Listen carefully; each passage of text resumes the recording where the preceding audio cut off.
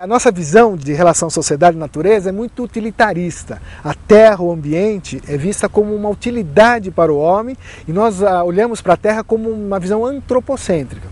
Nós temos muito pouco afeto com os elementos do ambiente e da terra.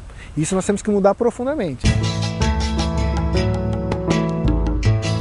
São coisas que foram desconstruídas por uma valorização extrema do urbano e do desenvolvimento industrial e que agora nós temos que ressimbolizar. E a escola tem papel decisivo nessa ressimbolização da integração do homem com a natureza. A gente tem a facilidade de criticar e olhar para o outro. Nem sempre esse exercício, quando envolve a gente, é fácil. Muita coisa do que se trabalhou, se falou, que se praticou, vai ficar. Estará na lembrança do aluno. Agora, como isso vai repercutir em termos de um cidadão crítico, a gente espera que seja de uma forma positiva. A gente tem várias atividades, várias experiências que foram feitas nas diferentes disciplinas e de fácil execução, que é uma das grandes dificuldades da escola pública.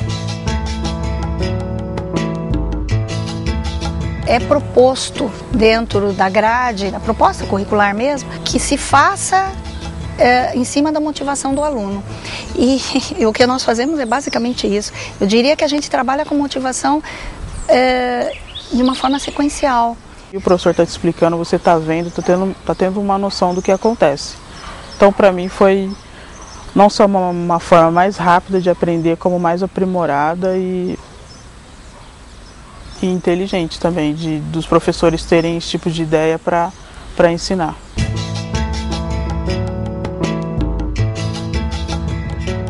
Eu, por exemplo, tive que se enturmar com pessoas que antes eu não tinha muito contato. Então o projeto ele aproximou realmente a turma do fundão com o pessoal da frente, até que chegou um certo ponto que a classe inteira estava trabalhando junto e não estava percebendo.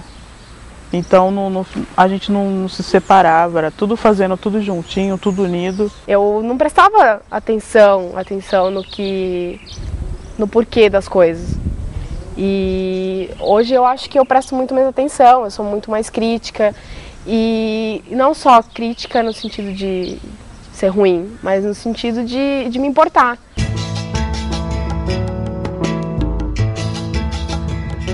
De 100 pessoas que a gente entrevistou, mais da metade não sabiam do Ribeirão, nunca perceberam, falavam, a valeta, ali onde a gente joga lixo. Esse descaso, essa falta de preocupação, não só com o Rio, mas com o meio onde vivem, sabe? De onde estão, isso me marcou muito, porque as pessoas acabam perdendo um pouco da identidade. Foi uma experiência única, porque aprendi coisas novas, de como dar valor às coisas simples que a gente tem em volta da gente e a gente nem se observa. Falta bastante coisa, mas o principal a gente já conseguiu, que foi conscientizar grande parte da escola sobre a área e conseguir dar início ao nosso projeto, que era refazer a mata ciliar. A gente já conseguiu até plantar nossas mudas.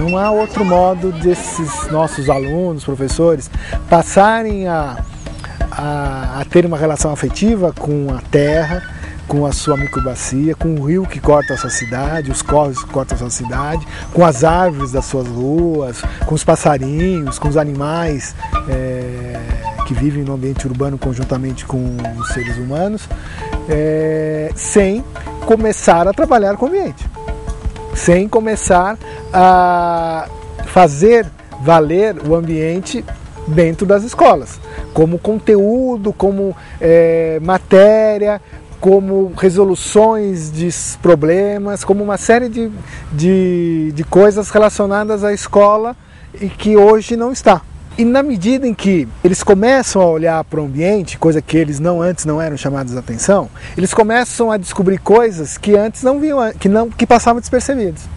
Então começam a verificar que certas partes do Ribeirão Anhumas está cheio de lixo, dos mais variados, inclusive de lixos poluentes, porque era algo que não era dado a devida atenção, olhar e valorizar o ambiente. Isso é fundamental e é a escola um fator importante. Por exemplo, os alunos do Adalberto Nascimento, que estão trabalhando aqui com o Ribeirão das Pedras, descobriram a nascente do Ribeirão das Pedras, que é uma nascente em fonte.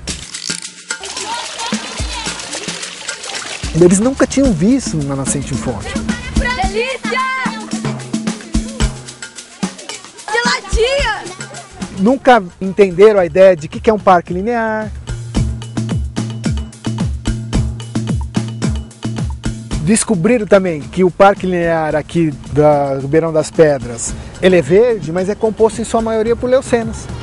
Leucenas é uma espécie exótica que cresce rapidamente e sufoca todas as outras da região e originais de Campinas. Parecem pequenas coisas, mas não são. Você passar a olhar diferentemente a natureza vai trazer implicações para o resto da vida desses alunos.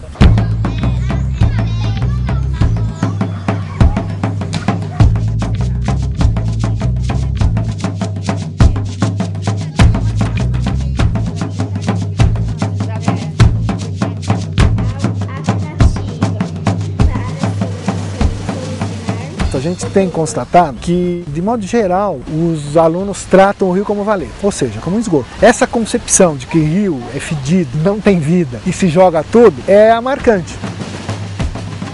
É tão marcante que ninguém quer fazer uma casa virada de frente para o rio.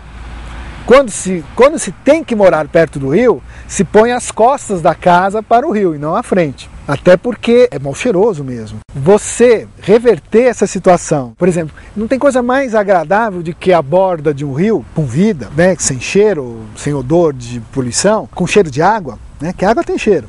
E o frescor disso nesses dias quentes. Andar no meio e ao lado de um rio com cheiro de terra e da vegetação e das árvores é muito agradável. E nós perdemos isso.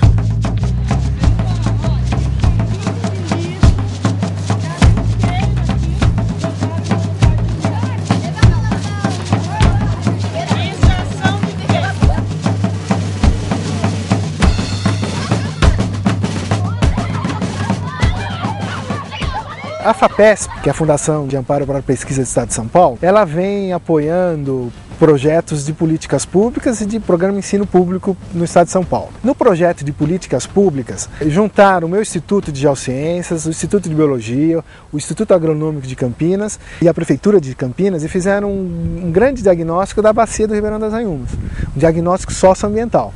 Então nós temos esse diagnóstico pronto, elaborado por essas várias instituições, e a ideia era como escolarizar, como fazer com que esse conhecimento já chegue rapidamente nas escolas, de modo que eles já comecem a frutificar uma nova concepção de ambiente, de rio, de microbacia, que nós ao longo do tempo fomos perdendo nas nossas escolas e na nossa cultura, nas nossas cidades. Esse foi o primeiro ponto que nos motivou a organizar esse projeto. E a continuidade disso vai ficar a gente colocar tudo, certo? E olha lá. Então aqui é o ouro, né? Aí é o demais, é o demais.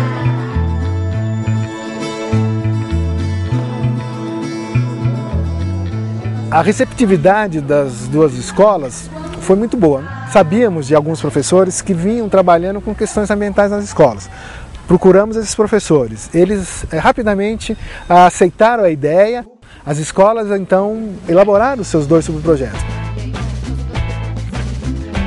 E nós temos uma concepção de colaboração com a rede pública. A ideia não era, nós da universidade, elaborarmos todos o material didático e os professores só aplicavam. Muito rápido se percebeu que a relação era diferente, que a academia não estava aqui apenas para olhar, mas também estava para participar e fazer parte dos problemas e caminhos que a escola tomasse. Há uma colaboração mútua entre professores, pesquisadores da universidade e professor docente da sala de aula. A ideia era, conjuntamente com eles e auxiliando eles, num processo de colaboração, elaborar conhecimentos escolares relacionados a esses problemas das microbacias de Campinas. A ideia de professor que pesquisa, professor reflexivo, professor que tem uma prática diferenciada dentro da sala de aula, sempre foi um questionamento meu e era um desejo. Então, com a chegada do projeto na escola, eu vi na oportunidade de buscar esse refinamento para a sala de aula. Houve um período de formação dos professores envolvidos. Esse período de formação foi ao longo de um ano, tá? Em encontros quinzenais. Fora isso, semanalmente a gente tinha a reunião do projeto. Essa reunião tinha uma duração de no mínimo 4 horas. Que a gente ainda estendia às vezes. Então o projeto facilita, acho que principalmente por isso, porque a gente tem o espaço do diálogo, que normalmente não acontece na escola. Nessas reuniões, além da discussão sobre um projeto pedagógico que a gente queria construir para a escola, né, que era um dos objetivos do projeto, a gente tinha um encontro com alguns outros formadores, para trabalhar alguns eixos de educação, então interdisciplinaridade, local regional, educação ambiental e CTSA, Ciência, Tecnologia, Sociedade e Ambiente. Foram momentos assim, extremamente importantes porque é onde toda a dinâmica de trabalho era discutida. Então os 10 professores da escola estavam reunidos, todos no mesmo horário, discutindo e buscando soluções para os mesmos problemas, pensando na prática de forma conjunta. Os temas, não só relacionado a conhecimento técnico e científico da bacia, mas também já envolvendo questões pedagógicas, foi essencial para a gente dar início ao projeto pedagógico aqui na escola. No papel de aluno, a gente aprendeu como a gente tinha que fazer, porque a gente fazia muita coisa diferenciada na escola, mas a gente não tinha aquele embasamento, né? A gente não sabia qual era o objetivo real daquilo, né? Da prática pedagógica mesmo, o que aquilo ia trazer para o nosso aluno. A gente achava que... Então a gente trabalhava no achismo, né? E trabalhar no achismo não é legal. Eu, por exemplo, já fazia trabalho de campo com os meus alunos, mas eu não tinha a menor noção do que era fazer trabalho de campo.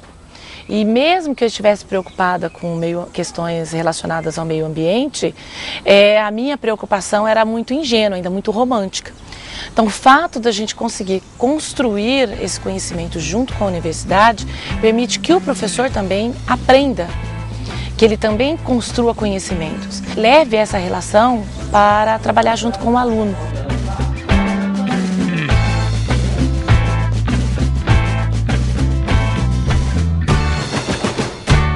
A gente incentiva muito os trabalhos de campo. Primeiro porque para nós não tem outro modo de conhecer o ambiente sem ir para o ambiente. Aliás, isso o Paulo Freire já falava. Um dos princípios de toda a sua teoria educacional é conhecer a cultura dos alunos, dos professores, da comunidade e trazer essa cultura para a escola e com ela se ensinar, né, um conteúdo não pré-definido, mas construído junto com os alunos, os professores, etc.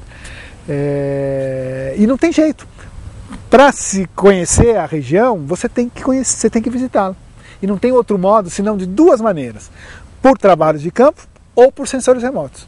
Hoje, a tecnologia permite que a gente, pelo Google Earth, que a gente consiga visualizar a nossa região em diferentes escalas, as nossas ruas. É super interessante. Se vocês começarem a observar pelo Google o seu bairro, a sua região, você vai ver que ela é muito mais bonita olhando-se de cima do que andando por ela. Andando por ela, aparece o lixo, aparecem os detalhes que de cima você não vê. Até porque uma erosão, um depósito de lixo, de entulho, uma sujeira cheia de rato, num terreno baldio, para você ter a noção desse local, na região maior do bairro, a foto aérea, o sensoramento remoto é importante. Então você vai adquirindo essa noção de detalhe, de olhar horizontalmente, olhar em perfil e olhar por cima as relações daquele local com a bacia maior, com a cidade maior. Então são duas maneiras, os sensores remotos, que na época do Paulo Freire inclusive nem existia, né, década de 60, quer dizer, existia já as fotografias aéreas, mas não existia como internet, como amplamente democratizada, né? E agora, os trabalhos de campo. Os trabalhos de campo são essenciais. Não basta só trabalhar com fotografias aéreas e imagens satélites. Você precisa andar pelo bairro. Você precisa andar ao entorno da escola. Você precisa andar em torno do seu bairro, da sua região industrial, da sua região de comércio. É fundamental isso. Se vocês olharem aquela parte ali, aquele paredão aqui, a gente já consegue ver a quantidade de material que vai ser compactado. O trabalho de campo, ele é uma prática rotineira da escola. Só que esse estudo do meio, ele geralmente tem uma empresa ou mesmo o professor responsável que procura levar os alunos a conhecer realidades que muitas vezes acabam sendo distantes, não que não sejam importantes, mas a reação que os alunos tiveram quando os trabalhos de campo envolveram o próprio entorno da escola foi de início um certo espanto. Eles tinham aquela coisa de, eu vou sair para passeio num trabalho de campo. Eu vou passear. Não é passeio, é estudo.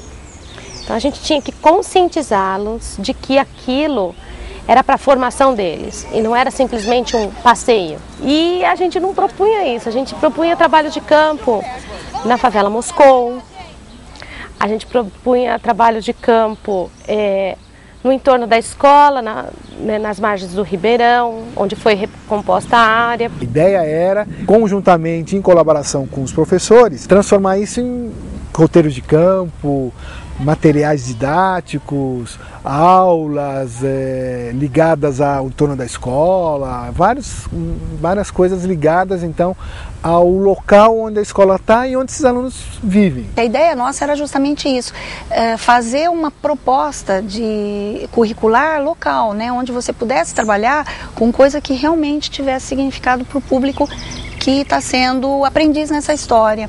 E lembrando que a gente também aprende, né? O professor, ele deixa de ser um mero transmissor de conhecimentos e passa a ser um professor pesquisador, onde esse professor, ele olha a sua prática e constrói com seus alunos o conhecimento. Nesse diálogo do que ele tem, do conhecimento que ele traz com o meu, eu posso conduzi-lo para um refinamento desse conhecimento. E com ele vou construindo e melhorando a minha prática. Eles se motivaram para os trabalhos de campo porque eles sabiam que a gente iria olhar e estudar algo que fazia parte do seu cotidiano. E isso, além de se tornar importante, de colocar em evidência essas questões, isso vinha a partir da sua palavra. Não era só mais o professor explicando. O aluno passou a ter voz, porque ele, melhor do que ninguém, poderia falar sobre o lugar que ele vive. Como é falar de realidades conhecidas, né?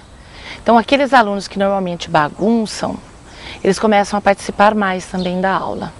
E a turma do fundão começa a se integrar um pouquinho mais com a turma do lado direito, do lado esquerdo, da frente. Então há uma interação maior. Eu acho que há um encurtamento das distâncias entre os alunos e entre alunos e professores também. A aula fluía muito mais, não ficava só aquela coisa, o professor está falando. E o que acontecia muito no primeiro ano era a gente dormindo. A galera não dormia mais no segundo ou terceiro. Todo mundo queria ficar acordado, todo mundo queria conversar, todo mundo queria fazer brincadeira, queria participar de fato das aulas. Em 2008 tinha um aluno que ele dormia o tempo inteiro na sala de aula. E aí quando nós começamos o projeto, então ele ficava no fundo da sala, de repente ele foi chegando para frente, até que a última narrativa que ele fez para mim, ele falava da preocupação dele com o local, de repente ele ter que ser, de ser expulso mesmo daquele lugar, de ir para um outro lugar com o qual ele não tinha relação nenhuma, porque ele estava numa área de risco. Então esse estudo do meio era assim também, entender a própria escola, entender o entorno, os bairros e muitas vezes, na grande maioria das vezes, bairros em que os alunos moram. Então esses estudos não envolveram apenas o entorno da escola, mas a gente foi até bairros que representam a realidade dos alunos que aqui vivem. O Ana Rita elaborou o subprojeto de trabalhar interdisciplinarmente as disciplinas e recuperar a área de mata ciliar em frente à escola, porque a escola está ao lado da microbacia, do rio Inhumas. Há praticamente uma área verde ali sem mata ciliar nenhuma, que eles elaboraram um projeto de recuperação e revitalização dessa área. A escola aqui se dividiu em 2 grupos de professores. Um grupo é o ensino-aprendizagem e outro grupo, que é o meu, é linguagem e representações. Foi assim, inevitável a gente pensar na área ao lado da escola, tá? Que envolve boa parte das discussões ambientais da escola. A questão do esgoto, dos impactos, dos riscos, muito do que se falava a gente conseguia mostrar ali na prática. O meio ambiente não é exclusivo de uma disciplina e faz parte do interesse de todos nós, né? E dessa discussão, eu acho que do trabalho de você olhar para o solo, de olhar para as árvores, ele começa a olhar, eu acho que para as relações que não são só locais, são relações que globais mesmo, e que a gente vai aprendendo junto e tornando crítico junto, e reflexivo, né? E deixa de pensar o meio ambiente só como reciclagem. Então passa a ter um olhar mais crítico mesmo para o global mesmo, para o globalizado, a partir de um olhar que é local, né? Onde eu moro, o ribeirão passa, mas ele é todo tampado com asfalto, assim. Você não vê o ribeirão, você só vê o asfalto, as pedras e tal. Ele é todo impermeabilizado, então você não vê o ribeirão. Você chega na escola e fala, poxa, aquele ribeirão que passa na frente da minha casa, que está todo impermeabilizado, é o mesmo que passa na frente da minha escola. E você começa a associar, por que isso aconteceu, por que não aconteceu? E associa o que o professor fala na teoria com o que acontece no dia a dia. E eu acredito que você começa a ficar mais crítico, assim, do porquê, do como, do quando. O que a gente observou aqui com o projeto é que os alunos meio que perdem um pouco aquela noção tão forte de disciplinarização. Foi interessante essa ideia deles de intercalar as disciplinas, porque tipo assim, tem gente que não gosta de química, mas a professora de biologia ensinando uma coisa para ele, sem querer ele já está aprendendo uma química, entendeu? Então isso pra gente era interessante, a gente gostava dessa forma deles de ensinar, porque não especificava muitas disciplinas e não ficava aquela coisa chata, muito teórica. Então cada trabalho de campo, um português estava encaixado, uma biologia estava encaixado, e eles conseguiram intercalar isso muito bem, de uma forma que a gente aprendia química sem perceber. Aí chegava na prova, a gente, eu fiz aquilo no trabalho de campo, então eu lembro, tal. A gente aprendia geografia sem perceber. Então foi uma forma interessante até mesmo para quem não gosta. Tem alguns que não gostam de certas matérias e foi aprendendo sem querer. Quando a gente começa a trabalhar com maior integração, com menos distância entre as disciplinas e entre os professores, a gente também começa a observar que os alunos também diminuem esses espaços. Então eles começam a integrar conhecimento, a fazer relações que normalmente eles não fazem. Então, de repente, num relato meu, começam a entrar observações de biologia e mesmo informações de biologia que não são características da minha disciplina, que a gente pretende que eles vejam, que eles observem, assim no caso da literatura, a gente percebe que eles começam a colocar essas ideias que eles aprenderam lá, também nos nossos escritos, nos nossos textos, que parece pra gente ainda ser uma coisa bastante difícil, principalmente na escola pública, né? A gente tem muito pouco tempo de diálogo entre os professores. A gente viu que foi além. Então não ficou assim fechado naquilo que a gente tinha organizado no roteiro. E isso, de uma certa forma, foi muito surpreendente para a gente, porque o que a gente tinha em mente? Que aquilo que a gente ia trabalhar a partir do campo, né, era uma coisa, e foi muito além. Isso levou professor, aluno para pesquisa, para discussão, e aumentou muito mais, ampliou muito mais essa questão dos conceitos a serem trabalhados. A gente procurou trabalhar cada um o seu objetivo, mas ao mesmo tempo todo mundo junto, todo mundo cuidando de um mesmo lugar. Então o lugar foi o mesmo.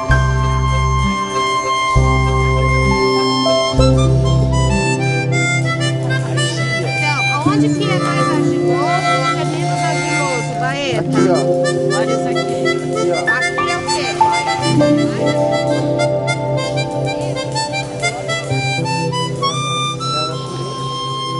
A gente procurou envolver a escola como um todo e também a comunidade, nos objetivos envolvendo a área. Então aí veio a ideia dos monitores. É você trabalhar com um grupo mais restrito, no sentido de formá-los e que esses pudessem ser motivados, acima de tudo. Tá? A questão da obrigatoriedade, da avaliação fica de lado, né? Então, esses alunos seriam motivados a serem multiplicadores e serem um feedback com a própria comunidade do bairro. Então, comunidade essa que teria muito a propor e teria muito a contribuir com as medidas que a gente fosse adotar com a área ao lado da escola. Nós, os monitores ambientais, começamos no ano de 2008, 10 pessoas e mais os professores. A gente convidou pessoas da área pública, a gente foi até a prefeitura conversar sobre a área. Conversamos, chegamos a um acordo, eles vieram até aqui. A gente acabou tendo uma ação, assim, uma iniciativa de, pô, o povo sempre fala que quer mudar, mas nunca toma uma atitude, então vamos mudar, né? Aí a gente acabou mandando os papéis para eles e eles acabaram apoiando a gente. Entraram com o DPJ, o Parques e Jardins, para ajudar a gente, orientar como que seria a área. A gente foi analisar, fazer trabalho de campo junto com eles. Aí eles viram mais ou menos como que a gente queria e começaram a ajudar a gente. E montar do jeito que os moradores e os alunos queriam. Não, essa experiência de se trabalhar, da necessidade de se trabalhar com o poder público foi talvez uma das mais ricas. Porque até então, o discurso em sala de aula pouco envolve o poder público, em termos de medidas mais concretas. E quando envolve, acaba sendo um discurso superficial, onde se normalmente só se critica e diz que tudo é culpa do prefeito, tudo é culpa da prefeitura. Bom, quando a gente teve mais claro o que a gente gostaria de fazer, o que era preciso, e a gente começou a caminhar nesse sentido, a gente percebeu que era necessário você se relacionar com o poder público. E que essa relação era diferente daquela de sala de aula, onde a gente somente falava mal, né? Até porque a gente não poderia falar mal na frente do secretário, né? A gente teria que negociar, a gente teria que propor, teria que ceder. E acho que, acima de tudo, assim, esse desafio foi talvez o maior aprendizado. Eu nunca pensei, nossa, eu vou estar como autoridade, trabalhando no mesmo projeto. Foi interessante, porque a gente acaba aprendendo, né, que de uma forma ou de outra, eles também querem ajudar a gente. Só que, geralmente, o povo fala, eles não ligam pra gente, não quer fazer o que a gente também quer. Os moradores possuem uma relação com essa área que é resultado da sua própria percepção. E isso ficou nítido, ficou claro a partir dos questionários e entrevistas. Que os moradores tinham um certo distanciamento da área. Por isso que muitos jogam lixo, ou mesmo muitos, ao presenciarem pessoas jogando lixo, eles não se importam, porque é o tipo de relação que eles possuem com o lugar. O lugar para eles não representava essa importância ambiental que já estava presente nas discussões da escola. Era simplesmente uma área abandonada que acabava sendo um depósito de entulho mesmo. Para eles a gente nunca ia dar solução, nunca ia sair do que estava. E hoje a gente mostrou que a gente saiu. Fizemos o primeiro plantio, aconteceu, moradores participaram, alunos da escola vieram participar. Os alunos, a partir do trabalho de campo, trouxeram uma série de contribuições, mas assim, acredito eu que a principal delas foi trazer a percepção dos moradores para a escola. A gente queria contar as histórias dos moradores, contar o que era o dia a dia, contar o que as pessoas faziam, como elas encaravam o Ribeirão, como encaravam uma mudança ali. Então a gente tinha várias alternativas de, vamos impermeabilizar, vamos construir uma praça, vamos reconstruir. A proposta, na verdade, era reconstruir a mata ciliar. Então, como é que as pessoas encaravam isso? E a gente saiu para as pessoas contarem essas histórias, né? A gente ia de casa em casa, praticamente ao redor, para falar com os moradores. A gente priorizou os que moram aqui há mais tempo. Então alguns explicavam que na época nem tinham a avenida, era só chácara, era só fazenda. E a gente foi colhendo as histórias dessas pessoas. Acho que uma das histórias que mais marcou foi de uma senhora que morava há muito tempo ali e que não tinha noção nenhuma que tinha um ribeirão passando atrás da casa dela. E a gente, como a senhora não sabe, sabe? Como a senhora não sabe. Então, e ela não sabia que tinha um ribeirão que passava atrás da casa dela. Os alunos conheciam como valeta ali. Agora a gente começou a conversar com eles e mostrar que ali é um ribeirão.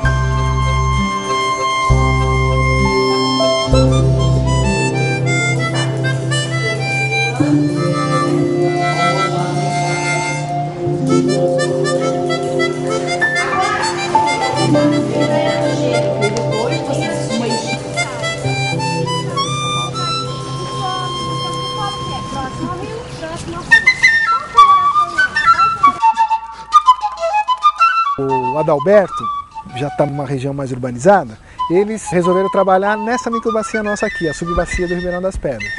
E aí eles focaram acima da via Dom Pedro, parques da instalação do Shopping Dom Pedro, o parque linear do Shopping Dom Pedro, então esse foi o foco deles. A importância disso para os dois conjuntos habitacionais grandes ali, né, o Vicente Cury e o Costa e Silva. Então eles foram trabalhar a ideia de uma Agenda 21, a importância do rio, do parque linear para aquelas regiões.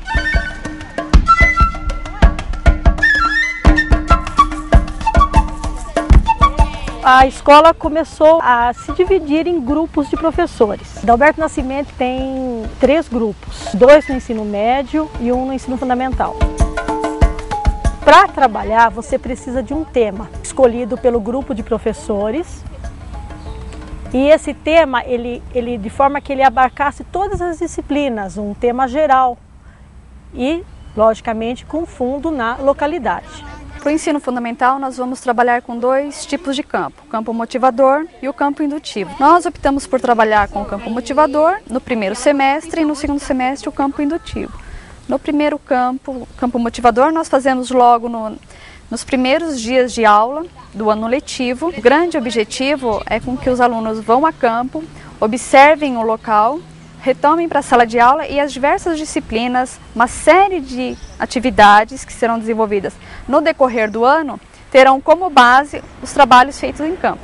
Cada professor, dentro da sua disciplina, vai buscar o seu conteúdo e construir uma sequência didática de atividades, onde venha permear esse tema e o conteúdo curricular proposto na série em que o aluno está. Esse primeiro campo é para despertar essa curiosidade, olhar, entender esse ambiente.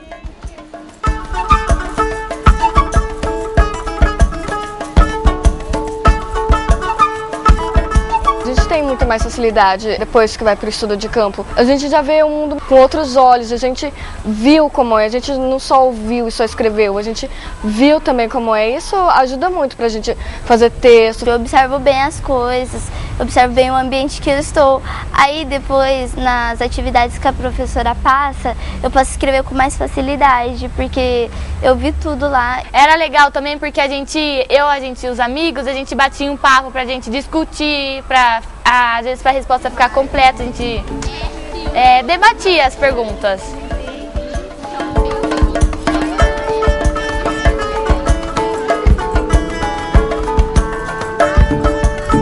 Foi interessante porque todas as matérias estavam trabalhando os mesmos assuntos que foi trabalhado em campo. Tem geografia, o professor estava dando curva de nível e a gente chegou no campo, o professor ensinou cartografia, curva de nível. E na escola a gente via matemática, contas, essas coisas. E depois a gente foi ver no campo e a professora vinha com informações de formas geométricas que a gente via no meio ambiente, as formas planas e não planas. Então a gente viu bastante coisa assim legal no campo que ao mesmo tempo a gente trabalhava em outras matérias. E você vê a geometria no seu lugar de cotidiano, né? No lugar do aluno, no local, né?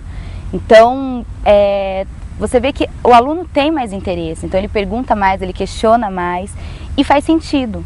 Então começa a fazer sentido por que ele tem que escrever bem uma narrativa, ou ter a noção do que é uma bacia hidrográfica, o que são solos. Quando a gente voltava para a sala, para fazer essas atividades sobre o campo, você fazia, por exemplo, de português, você usava geografia, artes, usava tudo. Tudo que você, quase todas as matérias para fazer as coisas. Na mesma saída para campo, a gente já tinha vários professores, como matemática, português, geografia, também tinha artes que a gente usava muito. Qualquer dúvida que a gente tinha, a gente ia fazer uma pergunta, eles já explicavam. Não é como na sala de aula, que eles tinham que ficar passando para o mundo real, fazendo, dando exemplos. Já não, no estudo de campo eles já explicavam, mostravam como que era e a gente já tinha um conhecimento muito mais completo.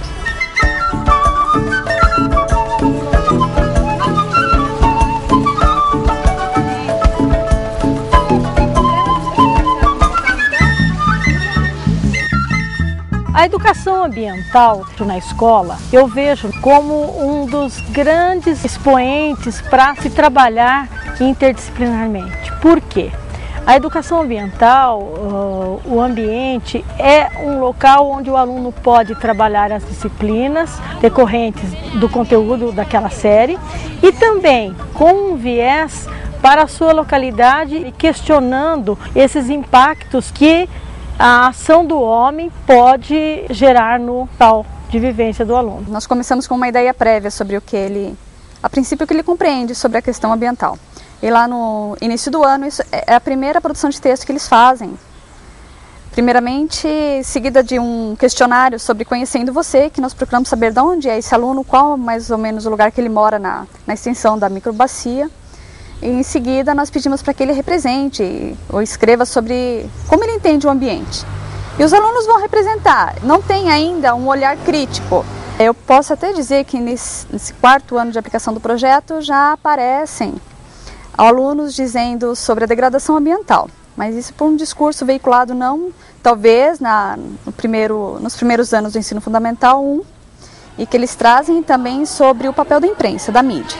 E o que acontece? Daí nos textos, na maioria deles, eles representam não dizendo sobre essa degradação ambiental e durante a passagem dele, nessa construção desse conhecimento, no processo dele durante todo o ano letivo, nas últimas produções você já vê uma mudança de postura. Talvez isso possa se refletir no comportamento dele, eu espero e acredito que sim, mas nos textos fica muito claro que ele já não vê o ambiente com as árvores todas nos lugares, com um córrego que não é mais azul, com ambientes extremamente degradados. Nós temos no Parque Linear Ribeirão das Pedras a presença do Shopping Dom Pedro. Então eles já deixam de ter aquela visão de shopping que não destrói, que não degrada e já começa a colocar sobre o que o shopping influencia no Ribeirão, para aquele parque que hoje é uma área de preservação ambiental. Então, através dessas narrativas que estão sendo construídas durante o ano letivo, você vê essa mudança de postura quanto às questões ambientais. Para mim, eu achava que não ia fazer diferença, sabe assim? Eu falei assim, isso não dá nada não, um pouquinho de água não vai fazer diferença, esse lixo jogado no chão não vai fazer diferença, não vai dar nada. Mas agora eu já sei como que é, se cada pessoa pensa assim, nunca, o mundo não vai vencer, né?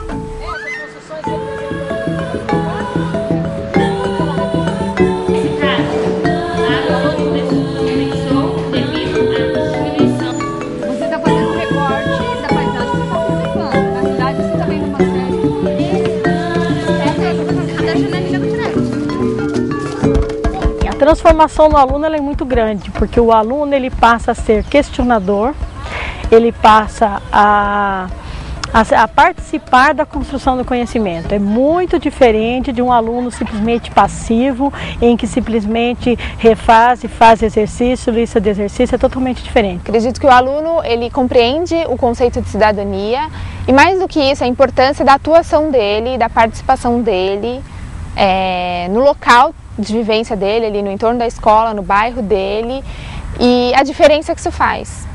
Não apenas a questão de assimilar o conceito pelo conceito, mas da importância da participação e da atuação dele para se construir uma outra realidade, né? Eles começam a ver que todas as ações que eles tiverem, né, na vida, vão ter consequências para o meio. Agora sim, a gente vê e a gente sempre lembra do projeto, que a gente viu os processos que passa, quando chove, a água que está descendo, a gente imagina quando a gente estava no passeio, aquela água descendo, indo para diferentes lugares. Então agora eu estou bem mais atenta, prestando mais atenção e sempre lembrando do projeto. A gente já via no livro, falava assim, ia estudar sobre um rio, sobre seus percursos. Estava tudo muito resumido, a gente não imaginava tudo o que acontecia. Já no estudo de campo a gente viu que ele via dos lençóis freáticos, já vinha para a nascente, da nascente já fazia um riachinho pequeno, ia para o rio, do rio ia para o oceano. A gente não pensava que tinha todo esse processo, já que no livro estava tudo resumido. Eu não sabia que tipo daquela bica pequenininha formava aquele rio enorme, então foi muito legal. Nós temos produções de textos que os alunos já conseguem ter isso muito claro, essa continuidade das águas. Pode ver que uma quantidade muito pequena de água pode se transformar num oceano e crescendo cada vez mais, você já se preocupa mais, você não joga mais lixo. Porque você imagina, se você jogar, pode estar indo para o rio, pode estar poluindo. E às vezes você pensa, é um papelzinho. Mas todo mundo pensar que é só um papelzinho jogar, acaba sendo muito lixo. Porque, tipo, o que a gente pode jogar na bica pode transportar para aqueles rios todos e assim indo e poluindo cada vez mais. Os alunos também vão conseguir observar como o homem estabelece essa relação com os rios, como está essa degradação hoje, qual a importância disso e quais as implicações que uma atitude aqui pode ser ocasionada lá na frente. Então eles têm isso muito claro no final do projeto. Na medida que o aluno, o professor, eles começam a entender que onde a escola está, onde os alunos convivem, é uma relação intrínseca e interdependente entre elementos da cidade, elementos urbanos com o ambiente, e que os elementos do ambiente têm sido esquecidos, desvalorizados, isso vai criar toda uma outra simbologia com o ambiente. A começar pelo córrego que passa perto da casa dele, a começar pelo terreno baldio ao lado da casa dele, que dependendo da rua e do local, constantemente tem entulho sendo jogado lá. Ele começa a criar uma crítica a essas situações. Começar a ter crítica a isso é o primeiro movimento para começar a atuar no sentido de mudar. E aí a escola, os professores com seus alunos são fundamentais para criar essa valorização do ambiente. E não é uma tarefa de poucos anos não, porque até hoje a imprensa bate firme de que desenvolvimento é asfalto, indústria e cidade. Em nenhum momento se discute que nós podemos e devemos desenvolver preservando o ambiente, preservando o rio, preservando a fauna e a flora. Isso não é um valor ainda na cultura brasileira. E é projetos como esse que começam a criar um movimento contrário.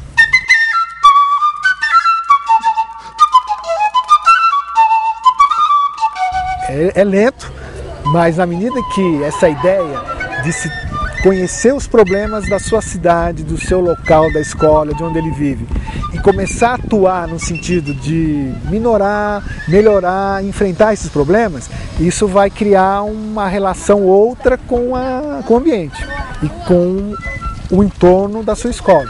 Isso vai ser fundamental para a gente reverter essa cultura de desvalorização da natureza.